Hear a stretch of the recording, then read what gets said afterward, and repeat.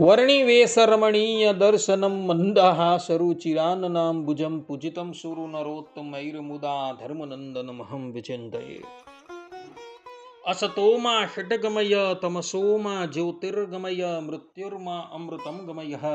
ઓમ શાંતિ શાંતિ શાંતિ. અસ્મદ્ગુરુ સમારંભામ નાથયામૂન મધ્યમામ લક્ષ્મી વલ્લભ પર્યંતામ વંદે ગુરુ પરંપરા. આજની જ્ઞાન સભાની અંદર પધારનારા બધા જ ભગવત ભક્તોને વેદાંતાચાર્ય, પુરાણ ઇતિહાસ આચાર્ય, એમએ ફિલોસોફી શાસ્ત્રી રાકેશભાઈના હેતપૂર્વક જય સ્વામિનારાયણ.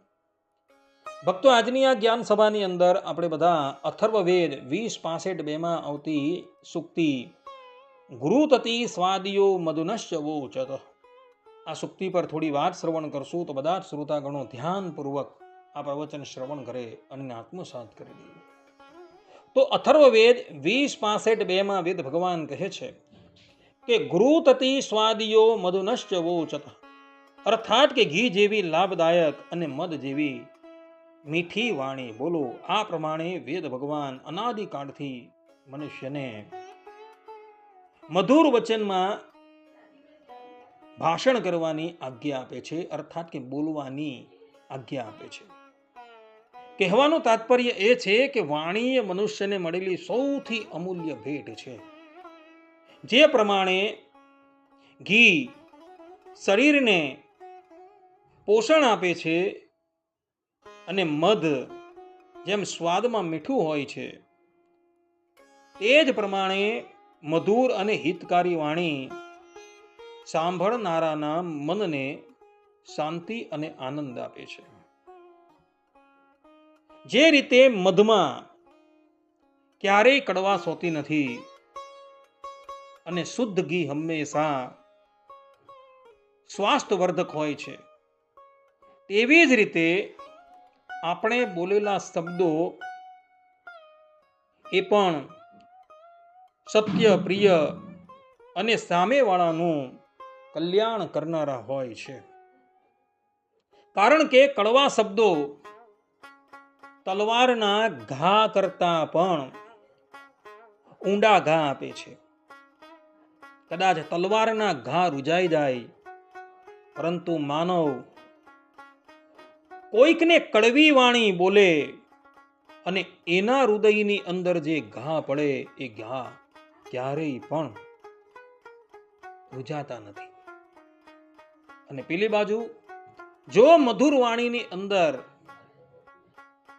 બોલવામાં આવે તો તૂટેલા સંબંધો પણ જોડાઈ જાય છે. વાલ્મીકી રામાયણ કિષ્કિંધા કાંડમાં એક પ્રસંગ આવે છે. પ્રસંગ એવો છે કે જ્યારે ભગવાન શ્રી રામ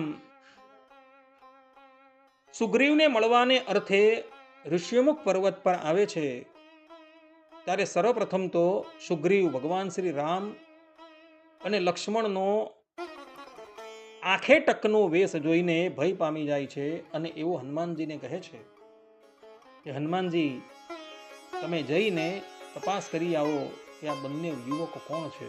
અને હનુમાનજી મહારાજ બ્રાહ્મણનું રૂપ ધારણ કરીને ભગવાન શ્રી રામ અને લક્ષ્મણની પાસે આવે છે અને અતિશય મધુર તથા વ્યાકરણબદ્ધ વાણીમાં એવો ભગવાન શ્રી રામની સાથે સંભાષણ કરે છે.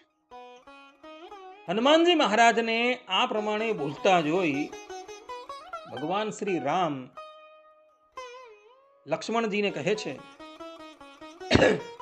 કે ના નૃગ્વેદ વિનિતસ્ય ના યજુર્વેદ ધારિણઃ ના સામવેદ વિદઃ શક્યમ એવમ પ્રભાષિતુમ.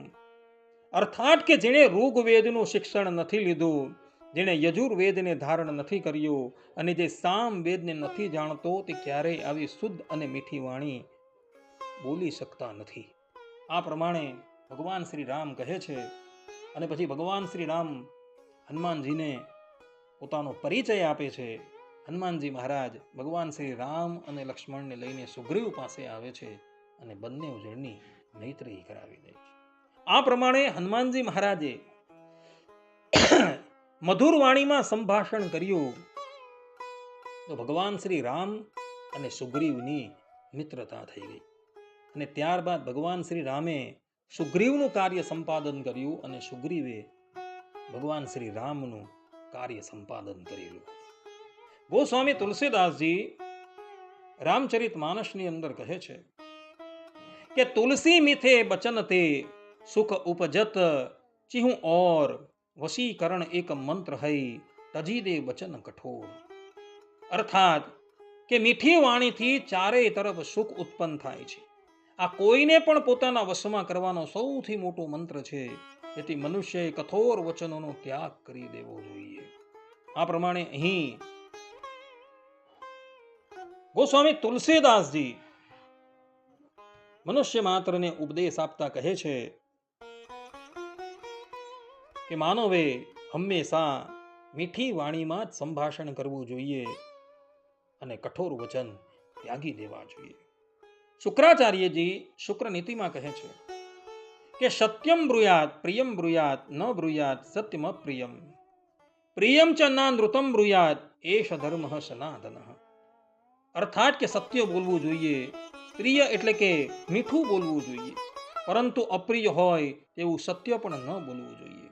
તેમજ માત્ર કોઈને ખુશ કરવા માટે સત્ય એટલે કે અસત્ય ન બોલવું. આ જ સનાતન ધર્મ છે. આ પ્રમાણે ભક્તો શુક્ર નીતિમાં પણ શુક્રાચાર્યજી મધુર વાણીમાં સંભાષણ કરવાની મનુષ્યને આજ્ઞા આપે છે.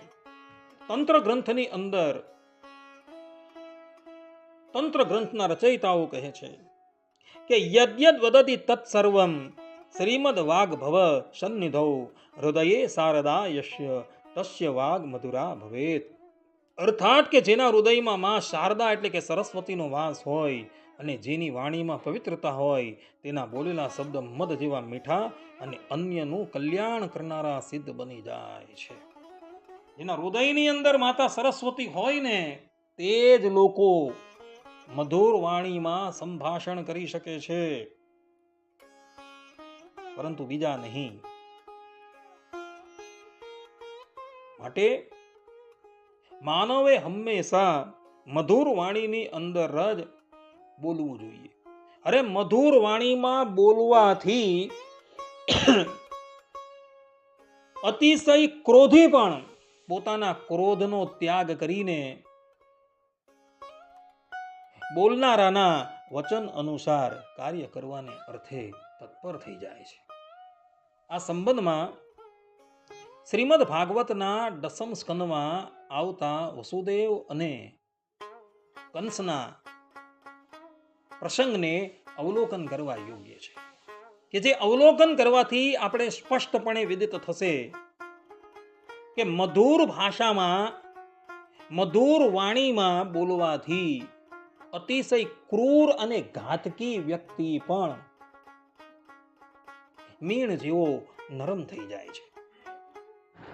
વાત એવી હતી કે દેવકી અને વસુદેવજીના લગ્ન થયા. કંસ જે છે એ પોતાની ચચેરી બેન દેવકીને બહુ પ્રેમ કરતા હતા.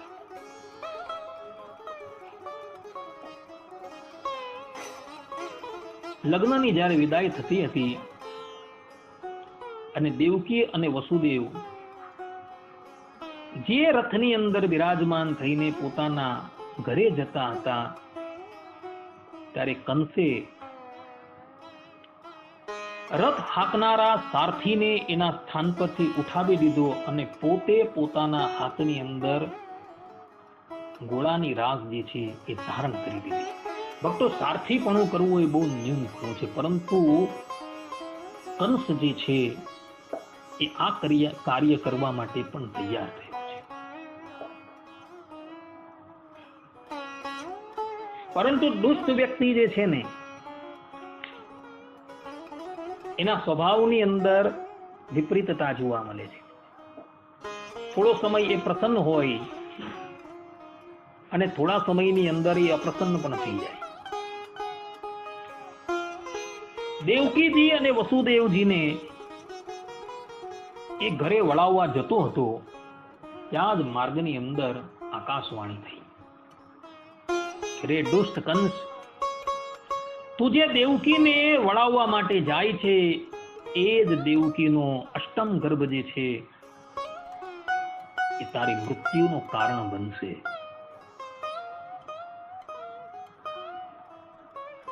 આ પ્રમાણે જ્યારે આકાશવાણી થઈ અને એ આકાશવાણી કંસે સાંભળી એટલે આ દુષ્ટે લગામ મૂકી દીધી અને ખડગ જે છે એ કાઢ્યું અને દેવકીજીનો ચોટલો પકડીને એનું મસ્તક જે છે એ કાપવા માટે તૈયાર થયો. ન રહેગા બાંસ ન રહેગી બાંસુરી, કે મૂળને જ કાપી નાખીએ તો પછી એ મૂળ થકી પ્રગટ થનારા પલ્લવ છે, પુષ્પ છે, ફલ છે, એ તો આવી જ ન શકશે. એટલે કંસ જે છે એ દેવકીનો વધ કરવા માટે તૈયાર થયો, પરંતુ વસુદેવજી જે છે એ વચ્ચે પડે છે. એ વખતે વસુદેવજી વિચારવા લાગ્યા કે આ એક મહાદુષ્ટ છે. અત્યારે એ રાજાના સ્થાન પર છે, કારણ કે ઉગ્રસેન જે છે એ નામ માત્રના રાજા હતા, બધો વહીવટ તો કંસ જ ચલાવતો હતો. જો આની સાથે વિવાદની અંદર આપણે ઉતરીએ તો એ આપણે જ હાનિ થાય એવું છે. માટે વસુદેવજીએ સામ નીતિથી કામ લીધું અને કંસને કહ્યું કે કંસ, એક તો આ તારી નાની બહેન છે, પાછી એ સ્ત્રી છે અને હમણાં જ એના લગ્ન થયા છે. તમારા જેવા એક વીર પુરુષ જો આનો વધ કરે તો જગતની અંદર તમારી કીર્તિને કલંક લાગે. માટે તમે એના વધથી નિવૃત્ત થાઓ.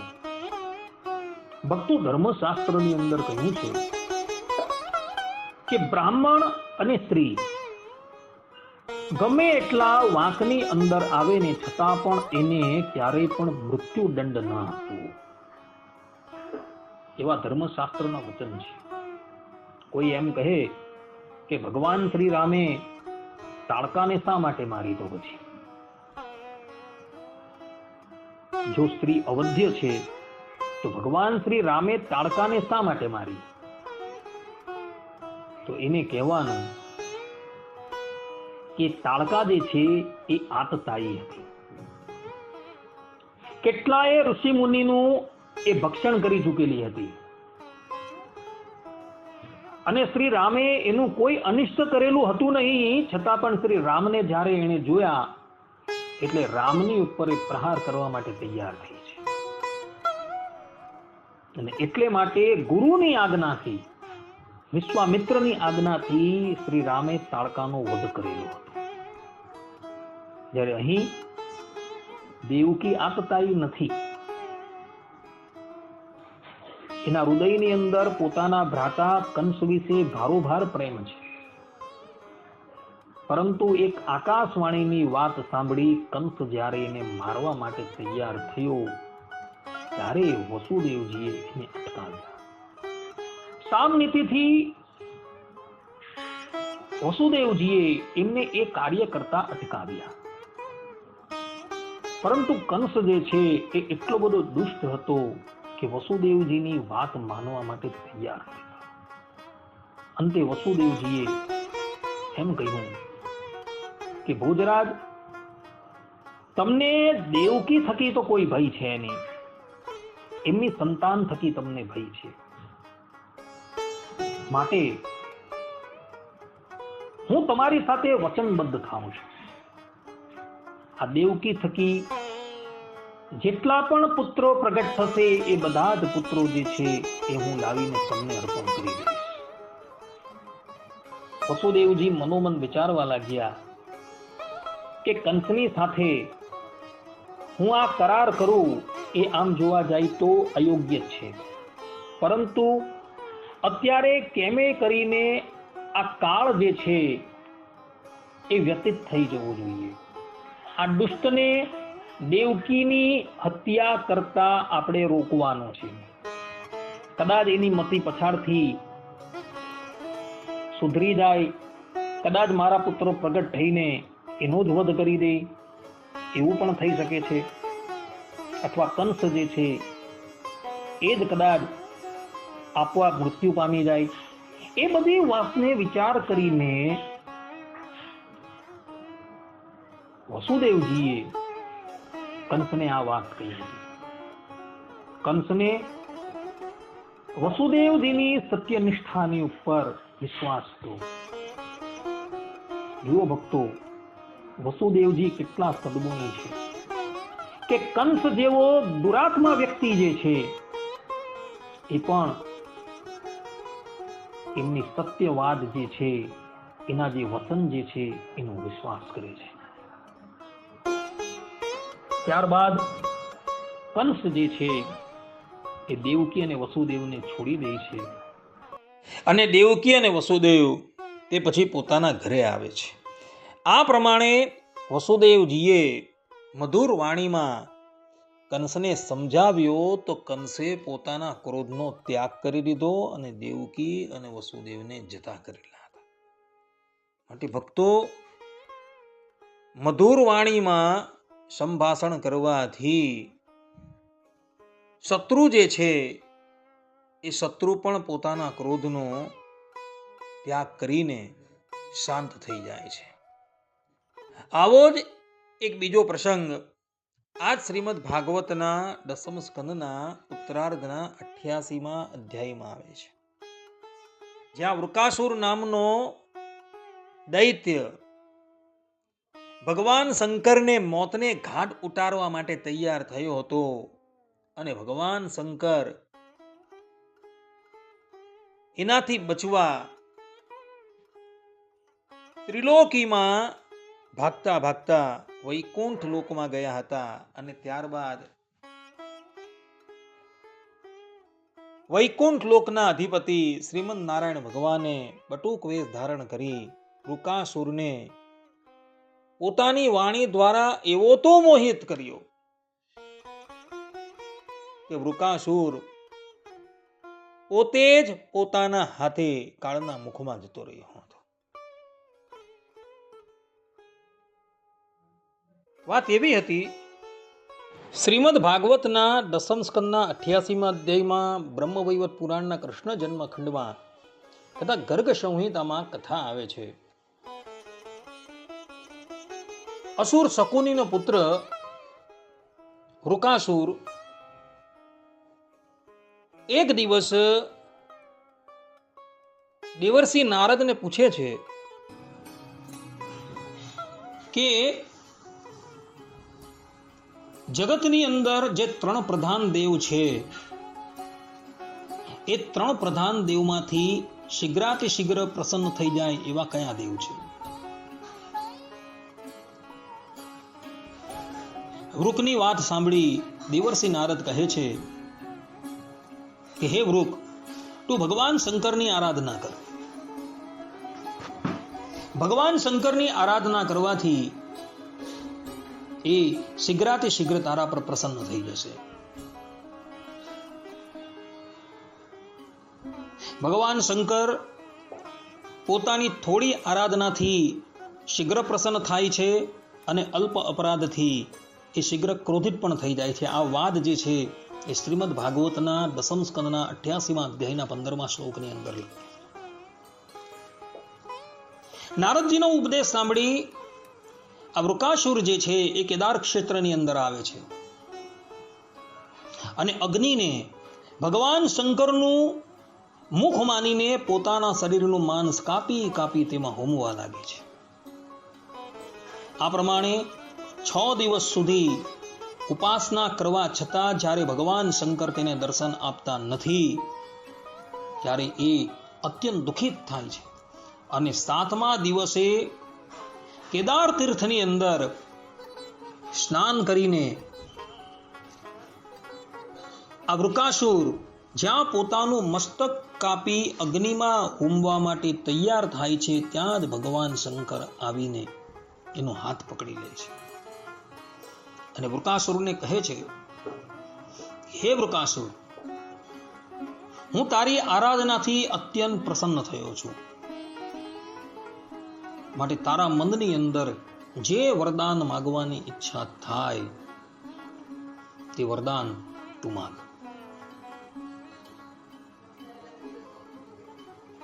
આ પ્રમાણે જ્યારે ભગવાન શંકર વૃકાસુરને કહે છે ત્યારે આ ખલ વૃકાસુર ભગવાન શંકરની પાસે એવું વરદાન માગે છે કે જે વરદાનથી પ્રાણી માત્ર જે છે એ ઉદ્વિગ્ન થઈ જાય. વૃકાસુર ભગવાન શંકરની પાસે વરદાન માંગતા કહે છે કે હે પ્રભુ, હું જેના મસ્તકની ઉપર હાથ મૂકું એ તુરંત બળીને ભસ્મ થઈ જાય. ભગવાન શંકરે કહ્યું તથાસ્તુ. આ પ્રમાણે આશીર્વાદ આપી ભગવાન શંકર જ્યાં પુનઃ કૈલાસમાં જવા માટે તૈયાર થાય છે ત્યાં જ આ વૃકાસુરના મનની અંદર એક લાલચ લાગી જાય છે. એ વિચારે છે કે સ્ત્રી રત્ન એવી પાર્વતીને જ હું હરણ કરી લઉં, પરંતુ એને હરણ કરવા જતા ભગવાન શંકર જે છે એ માર્ગમાં વિઘ્ન ઉપસ્થિત કરે એમ છે, માટે હું સર્વપ્રથમ શંકરને જ બાળીને ભસ્મ કરી દઉં. આ પ્રમાણે નિર્ણય કરી વૃકાસુર જે છે એ પોતાનો હાથ ભગવાન શંકરના માથે મૂકવા માટે તૈયાર થાય છે. ભગવાન શંકર જુએ છે કે વૃકાસુર તો મારા આપેલા વરદાનનો દુરુપયોગ કરવા માટે તૈયાર થયો છે, એટલે ભગવાન શંકર જે છે એ ભયભીત થઈને ત્યાંથી પલાયન થઈ જાય છે, ભાગી થઈ છે. ભગવાન શંકરને ભાગતા જોઈ વૃકાસુર જે છે એ એમનો પીછો કરે છે.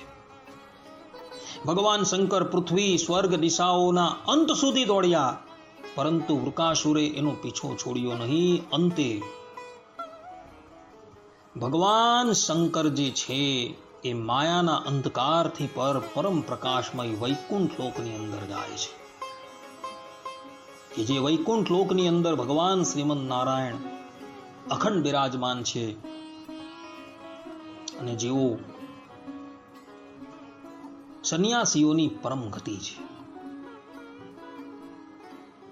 જે ધામની અંદર ગયેલા વ્યક્તિઓ આ સંસારની અંદર પુનઃ પાછા આવતા નથી. યદ ગત્વા ન નિવર્તન્તે તદ્ધામ પરમમ મમ, ભગવાન ગીતાની અંદર પણ કહે છે.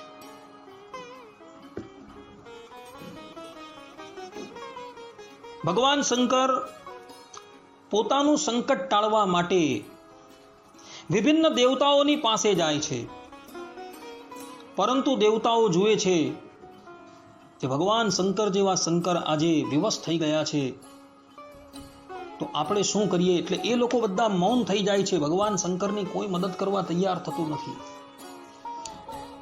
અને પછી પોતાની સહાય કરનાર કેવલ ને કેવલ શ્રીમદ નારાયણ છે એમ ધારીને ભગવાન શંકર જે છે એ વૈકુંઠ લોકની અંદર આવે છે.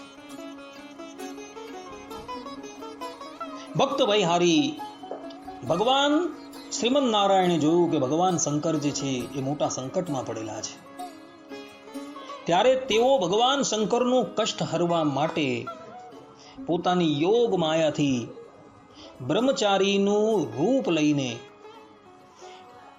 જે માર્ગની ઉપર વૃકાસુર આવતો હતો તેની સામે ભગવાન શ્રીમદ નારાયણ જાય છે. ભગવાન શ્રીમદ નારાયણે તે સમયે મુંજની મેખલા, કાળો મૃગચર્મ, દંડ અને રુદ્રાક્ષની માળા ધારણ કરેલી હતી. તેમના એક એક અંગથી દિવ્ય પ્રકાશ ફેલાઈ રહ્યો હતો. તે બટુકે હાથમાં દર્ભ રાખીને પોતાની સન્મુખ આવતા વૃકાસુરને જોઈને સર્વપ્રથમ તો એને વંદન કર્યા અને કહ્યું કે હે શકુની નંદન વૃકાસુરજી, તમે સ્પષ્ટપણે બહુ થાકેલા લાગો છો. શું તમે બહુ દૂરથી આવી રહ્યા છો? થોડો આરામ કરો. જુઓ, શરીર જ બધા સુખોનું મૂળ છે આનાથી જ બધી કામનાઓ પૂરી થાય છે. આને વધારે કષ્ટ ન આપવું જોઈએ. ભગવાનની વાણીમાંથી જાણે અમૃત ટપકતું હોય એવું લાગતું હતું. તે પછી વૃકાસુરે એ બટુક બ્રહ્મચારીની વાત સાંભળી. એ બટુક બ્રહ્મચારીને કહ્યું કે હે વર્ણી, હું ભગવાન શંકરને શોધું છું. એણે મને વરદાન આપેલું છે કે હું જેના મસ્તકની ઉપર હાથ મૂકું એ બળીને ભસ્મ થઈ જાય. માટે હું એ શંકરને જ મોતને ઘાટ ઉતારવા માટે એની પછાડી દોડું છું. શું તમે એ ભગવાન શંકરને જોયા છે? વૃકાસુરની વાત સાંભળી ભગવાન શ્રીમન નારાયણ બોલ્યા કે હે ભાઈ, તું જે આ વાત કહે છે તેની અંદર અમને વિશ્વાસ આવતો નથી. કારણ કે દાનવ શ્રેષ્ઠ ભગવાન શંકરની વાત પર ક્યારેય પણ વિશ્વાસ કરી શકાય એમ નથી. એ તો દક્ષના શાપથી પિશાચ થઈ ગયા છે અને અત્યારે તે પિશાચો અને પ્રેતોના સમ્રાટ છે. માટે અમને તો એની વાતની ઉપર વિશ્વાસ નથી. તને જો વિશ્વાસ હોય તો તું એના વરદાનની સત્યતા કરવાને અર્થે તારા પોતાના મસ્તકની ઉપર હાથ મૂક.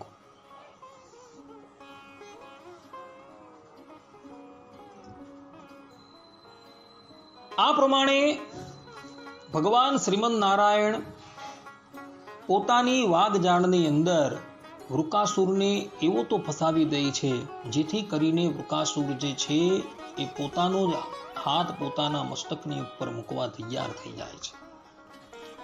અને વૃકાસુર જેવો પોતાના મસ્તકની ઉપર પોતાનો હાથ મૂકે છે ત્યાં જ એનું મસ્તક જે છે એ ફાટી જાય છે. એનું શરીર જે છે એ બળીને ભસ્મ થઈ જાય છે.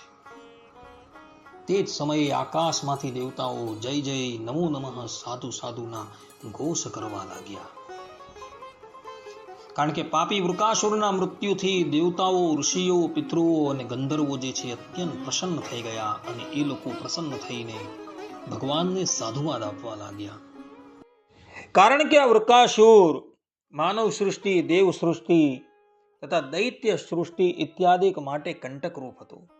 ભગવાન શ્રી હરિએ મધુર વાણી દ્વારા એને એવો તો મોહિત કર્યો કે પોતે જ પોતાનો ઘાત કરી દે. આ પ્રમાણે જે લોકો મધુર વાણીમાં સંભાષણ કરે છે એવો શત્રુને પણ મિત્ર બનાવી દે છે અને ક્રોધીને પણ શાંત કરી દે છે. જેના બે દ્રષ્ટાંત વસુદેવજી અને ભગવાન શ્રી હરિ છે. અને એટલે માટે અથર્વવેદ 1:34 વેદ ભગવાન કહે છે કે મધુ મન્મે નિક્રમણ મધુ મન્મે પરાયણમ.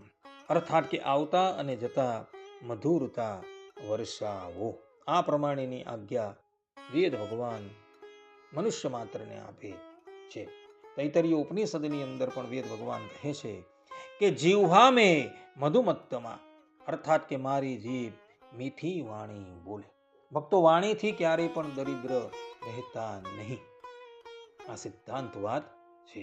હંમેશા મધુર વાણીમાં જ દરેકની સાથે સંભાષણ કરજો. આટલું કહીને હું મારા પ્રવચનને અહીં વિરામ આપું છું. સર્વે સંતુ નિરામયઃ, સર્વે સુખીનો ભવંતુ, સર્વે ભદ્રાણિ પશ્યન્તુ, મા કશ્ચિત દુઃખ ભાગ ભવેત અસ્તુ. જય સ્વામિનારાયણ.